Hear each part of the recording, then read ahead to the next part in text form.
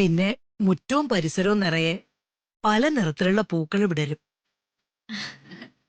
കാലാവസ്ഥ തന്നെ അങ്ങ് മാറും. രാത്രിക്കും പകലിനും ഒരു പ്രത്യേക തരം ഭംഗി. എവിടെ നിന്നറിയില്ല, പല വർണ്ണങ്ങളിലുള്ള ചിത്രശലഭങ്ങളും തുമ്പികളും വന്നെത്തും. ഓണത്തുമ്പികളെന്ന് തന്നെയാ ആ തുമ്പികളെ പറയാറ്. നമ്മള് എല്ലാ കൊല്ലവും ഊഞ്ഞാല് കെട്ടുമായിരുന്നല്ലോ. ഊഞ്ഞാല് ഓണത്തിന് മുമ്പേ കെട്ടു. അത് ഓണത്തിന് മുൻപേ കെട്ടും അല്ലേ ചെറിയ? നമ്മൾ ചിങ്ങം പറഞ്ഞാൽ വലിയ താമസമില്ലാതെ കിട്ടും. അല്ല, എന്നിട്ട് ഇപ്പൊ കെട്ടിയില്ലല്ലോ. ഊഞ്ഞാലാടാൻ ഇവിടെ കുട്ടികൾ വേണ്ടേ? ഞങ്ങള് കുട്ടികളല്ലേ? നിങ്ങൾ അല്പം മുതിർന്ന കുട്ടികളാ. അതുകൊണ്ട് അത്തം പിറക്കുന്നതിന് മുമ്പേ ഊഞ്ഞാല് കെട്ടും.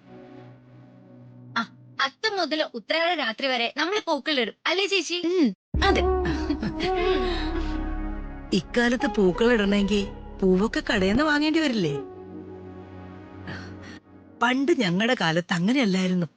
കൂട്ടുകാരെല്ലാരും കൂടി കയ്യിലെ പൂക്കൂടകളുമായി പൂ പറിക്കാൻ പോകും. കാടും മേടും കടന്നുപോയി പൂ ശേഖരിക്കും. അന്ന് നാട്ടിൻപുറങ്ങളില് ചെറിയ ചെറിയ പുൽമേടുകളും മയിലാടും കുന്നുകളൊക്കെ ഉണ്ടായിരുന്നു. ഇന്നതെല്ലാം അടിച്ചു നിരത്തി ഫ്ളാറ്റുകളും വില്ലകളുമായി. മുത്തശ്ശി, ഒരു സംശയം ചോദിക്കുമോളെ. 10 ദിവസവും പൂക്കൾ ഇടണ്ടേ? ഇടണല്ലോ. അപ്പൊ എല്ലാ ദിവസവും മാറി മാറി പൂക്കൾ ഇടണ്ടേ? വേണം. ഒന്നാം ദിവസം അത്തം. അത്തപ്പൂക്കൾ ഇടേണ്ടത് മുക്കൂറ്റിയുണ്ടാ അല്ലേ അമ്മേ? അതെ, അന്ന് അത്തത്തിന് മുക്കുറ്റി, ചിത്തിരയ്ക്ക് തുമ്പപ്പൂ. ഓരോ ദിവസവും പ്രത്യേകം പ്രത്യേകം പൂക്കളാ.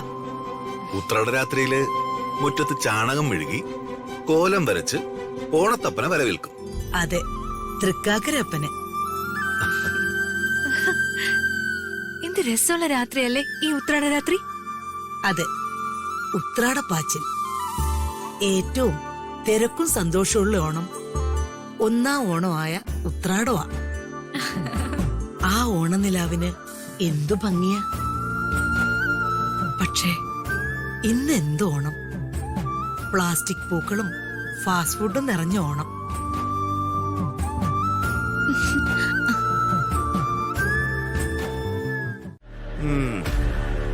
ഞാൻ കൃത്യസമയത്ത് അവളെ മനസ്സിലാക്കിയതുകൊണ്ടും അവളെ ഫോളോ ചെയ്തുകൊണ്ടും ഒരു വലിയ തരികിട കണ്ടുപിടിച്ചു.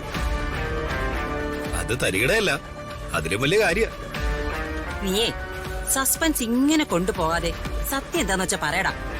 അമ്മേ, ആ ചെറിയ പെണ്ണില്ലേ, കുഞ്ഞമ്മാവന്റെ മകൾ അപ്പു. അപ്പു അവള് നമ്മൾ വിചാരിക്കുന്ന കക്ഷിയൊന്നുമല്ല. മറ്റവളുടെ ഇരട്ടി തല തെറിച്ചവളാ. നീ കാര്യം പറ.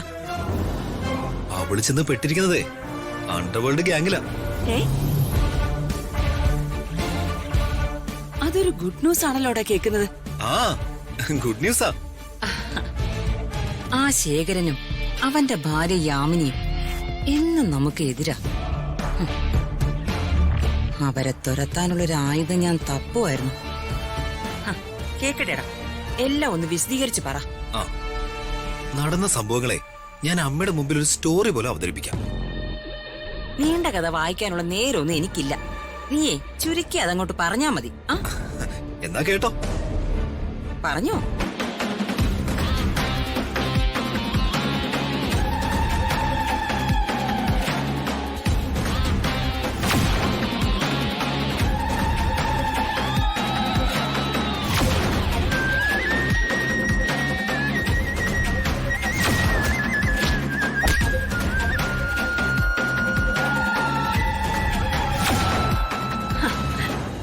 അപ്പോ കൊച്ചു കാന്താരി അഭ്യാസങ്ങൾ തുടങ്ങിയല്ലേ? വലിയ കാന്താരിയും കൊച്ചു കാന്താരിയും ഒക്കെ കണക്കാ അമ്മേ.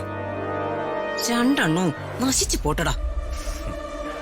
ആ ശേഖരന്റെ യാമയുടെ ഒരു അഹങ്കാരം. ഇത് വെച്ച് നമുക്കൊരു കളി കളിക്കണം.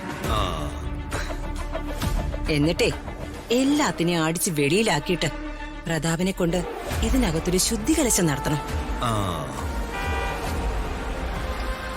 അമ്മാവന്റെ കാറ് വന്നു തോന്നുന്നു. ഇപ്പൊ തന്നെ ഈ കാര്യങ്ങളെല്ലാം വല്യമ്മാനോട് പറയണം. മകൾ അധോലോക ഗ്യാങ്ങിൽ പോയി പെട്ട കാര്യം അറിഞ്ഞ് കുഞ്ഞമ്മാവനും അമ്മായും തകരണം.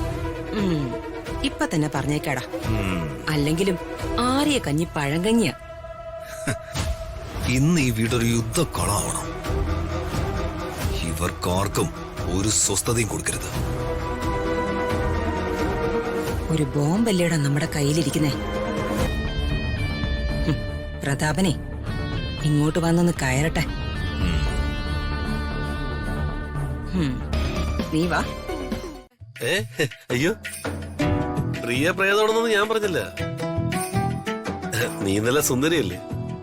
നിന്റെ സൗന്ദര്യം കണ്ടിട്ടില്ലേ ഞാൻ നിന്നെ കെട്ടിയത്? അല്ലാതെ സ്ത്രീധനം മോഹിച്ചിട്ടൊന്നുമല്ലല്ലോ. എന്നിട്ട് സ്ത്രീധനം കണക്ക് പറഞ്ഞു മേടിച്ചല്ലോ. അയ്യോ എടി, അത് സ്ത്രീധനമല്ല, അതാണ് സഹനപണം. എന്തു പണം? സഹനപണം. ജീവിതകാലം മുഴുവൻ സഹിക്കണ്ടേ, അതിനുള്ള പണം. ദേ ചേട്ടാ, ഒരു ഭാര്യയുടെ തനി സ്വഭാവം ഒന്നും ഞാൻ ഇതുവരെ ഇറക്കിയിട്ടില്ല. അതെന്നെ കൊണ്ട് ഇറക്കിപ്പിക്കല്ലേ. ശാന്തശീലയായ നിനക്ക് അങ്ങനെ ഒരു മുഖമുണ്ടോ മോളെ? ആ, ചില ഭർത്താക്കന്മാരുടെ മുമ്പിലെ ചിലപ്പോ ഭദ്രകാളി ആവേണ്ടി വരും. പറ ചേട്ടാ, എന്തിനാ എന്നെ കണ്ടപ്പോ പേടിച്ച്? അയ്യേ, അതൊന്നുമില്ല മോളെ. ഞാനൊരു ദിവാസ്വപ്നം കാണുമായിരുന്നു. സത്യം പറ, ആർക്കെങ്കിലും കാശ് കൊടുക്കാനുണ്ടോ? കടക്കാർ ഓടിച്ചിട്ടടിക്കുന്ന സ്വപ്നമാണോ കണ്ടത്? അയ്യോ എടി, എനിക്ക് അങ്ങനെ പേടിയൊന്നുമില്ല. നിനക്ക് പേടിയുണ്ടോ? ആ, എനിക്ക് പേടിയുണ്ട്. 2 സാധനങ്ങളെ. അതാരൊക്കെ? അമ്മായി അമ്മയും അണലിപ്പാമ്പിനെയും. രണ്ടും അറിയാതെ ചവിട്ടിയാ അപ്പ കടിക്കും. എനിക്ക് അമ്മായി അച്ഛനെ 8 കാലിയാ പേടി. രണ്ടും കടിച്ചാലേ ചൊറിഞ്ഞ് പുഴുക്കും. ആ, നിന്റെ അച്ഛന്റെ തിരുമോന്ത കണ്ടേച്ചാലും മതി.